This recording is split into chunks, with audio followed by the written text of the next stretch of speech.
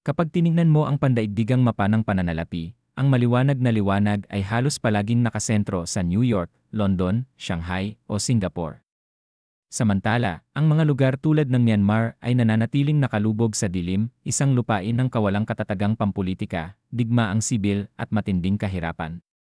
Ngunit ang kasaysayan ay bihirang sumunod sa mga inaasahan. Sa mismong lugar na halos walang pumapansin, isang tahimik na revolusyon ang nagaganap, isang pagbabagong may kakayahang iguhit muli ang buong estruktura ng pandaigdigang sistemang pinansyal na ating kinagisnan sa loob ng halos isang siglo. Nabubuhay tayo ngayon sa panahong ang mga baril at misil ay hindi na ang tanging sandata. Ang tunay na larangan ng digmaan ay ang pera o mas eksakto, ang daloy ng pera. At ang Myanmar, sa sarili nitong desperasyon, ay naging perpektong laboratorio para sa China, maaaring hindi sinasadya, maaaring sadyang pinili, upang subukan ang kanilang pinakapangunahing sandata. Isang sistemang pananalapi na hindi naaabot ng kapangyarihan ng Estados Unidos. Ang kwentong ito ay hindi lamang tungkol sa ekonomiya. Isa itong masinsing paghubad sa likas na katangian ng kontrol, teknolohiyang panmanman, at tunggalian ng mga superpower para sa karapatang magtakda ng mga pamantayan ng mundo. Sino ang may hawak ng switch ng pandaigdigang sistema? Maligayang pagdating sa isang espasyong naglalantad ng mga katotohanang madalas ay ayaw ipakita. Ang di nakikitang kapangyarihan. Ang mekanismo ng imperyo ng dolyar.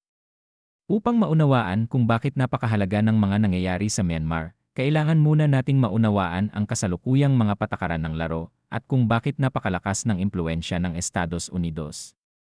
Sa loob ng mahigit 70 taon, ang dolyar ng Asia ay hindi lamang pera. Ito ang wika ng pandaigdigang kalakalan.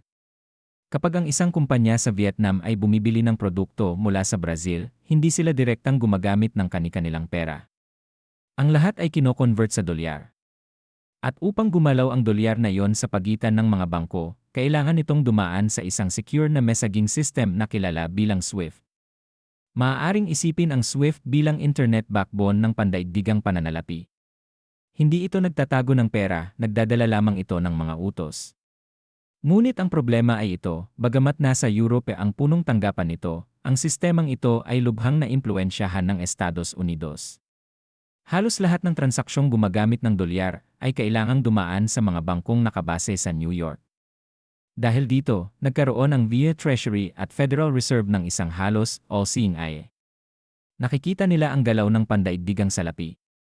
At dito nagsisimula ang pag-armas ng sistemang pinansyal. Kapag nais parusahan ng Amerika ang isang bansa, hindi na nila kailangang magpadala ng hukbo. Sapat na ang pagputol sa kanilang akses sa sistemang ito. Ang resulta ay agarang pagkaparalisa. Walang makabayad. Walang makapag-export. Walang makapag-import ng pagkain o gamot. Ang ekonomiya ay nahihiwalay at bumabalik sa primitibong anyo ng palitan. Isa itong kapangyarihang nagbibigay buhay at sabay na pumapatay. Isang kapangyarihang kinatatakutan at kinasusuklaman. At nauunawaan ito ng China, isang bansang hindi maaaring manatiling ligtas habang ang pinansyal na lalamunan nito ay hawak ng Washington. Kailangan nila ng alternatibong landas. At kailangan nila ng lugar upang subukan ito. Dito pumasok ang Myanmar, isang bansang nasa desperadong kalagayan matapos ang mga parusa ng kanluran, pag-alis ng dayuhang puhunan, pagbagsak ng pera, at matinding implasyon. Nawalan ng financial oxygen ang Myanmar. Sa ganitong kalagayan, dumating ang China hindi lamang bilang kapitbahay, kundi bilang tanging may dalang tangke ng oxygen. Ngunit ang oxygen na ito ay may kapalit, isang ganap na bagong sistemang pananalapi, isang infrastrukturang idinisenyo at kontrolado ng China. Hindi sapat ang software upang baguhin ang isang sistemang pinansyal. Kailangan din ang hardware. Sa loob ng maraming taon, tahimik na itinayo ng China ang pundasyong ito sa pamamagitan ng Belt and Road Initiative, telekomunikasyon, fiber optic networks, digital border systems, at direktang koneksyon sa mga bangko ng China. At dito pumapasok ang dalawang pangunahing sangkap, ang CIPS at ang digital yuan. Maraming naniniwala na ang CIPS ay simpleng kopya lamang ng SWIFT. Ngunit ito ay mali. Ang SWIFT ay isang tagapagdala ng mensahe. Ang CIPS ay parehong mensahero at tagapamagitan ng pagsettle ng bayarin. Sa bagong modelong ito, ang pera ay dumadaloy ng direkta mula Myanmar patungong China, walang dolyar, walang New York, at walang nakikitang bakas para sa Amerika. Ang SIPS ang tubo. Ang digital yuan ang dumadaloy dito. Hindi tulad ng Bitcoin na desentralisado at halos anonymous, ang digital yuan ay isang central bank digital currency, ganap na kontrolado ng estado. Sa Myanmar, ang proseso ay tuwiran, kaya't papuntang yuan, agad na kino-convert sa digital yuan, at tumatawid sa isang digital border na kontrolado ng People's Bank of China. Ang tunay na panganib ay hindi lamang ang bilis o kahusayan ng sistemang ito, kundi ang katotohanang ang pera ay nagiging programable. Maaaring magtakda ang China ng mga kondisyon, saan lamang ito maaaring gastusin, gaano katagal ito balido, at para kanino lamang ito maaaring gamitin. Para sa Myanmar, nagbibigay ito ng panandaliang katatagan. Ngunit kapalit nito ang pagkawala ng pinansyal na soberanya. Ang kontrol ay dahan-dahang lumilipat sa labas ng bansa. Kung magtagumpay ang modelong ito, mapapatunayan na posible ang mabuhay, o kahit manatiling gumagana, nang hindi umaasa sa dolyar ng Estados Unidos. At ito ang kinatatakutan ng Washington. Hindi dahil sa pera, kundi dahil sa pagkawala ng datos. Ang tunay na lakas ng Amerika ay nasa kakayahan nitong makita ang daloy ng pandaigdigang salapi. Sa paglipat sa alternatibong sistemang ito, ang mga transaksyon ay napupunta sa isang black box. Hindi na alam ng Amerika kung gaano kalaking pera ang pumapasok, anong yaman ang lumalabas, o sino ang nakikinabang. Ang parusa ay nawawala ng bisa kapag ang target ay hindi na gumagamit ng iyong sistema. Hindi direktang hinahamon ng China ang New York o London. Sa halip, ginagamit nito ang estratehiyang palibutan ang sentro mula sa mga gilid, Myanmar, Laos, Cambodia, Africa, Iran, at Russia. Kapag sapat na ang laki ng network na ito, makalilikha ito ng sariling gravitational pull laban sa petrodollar system.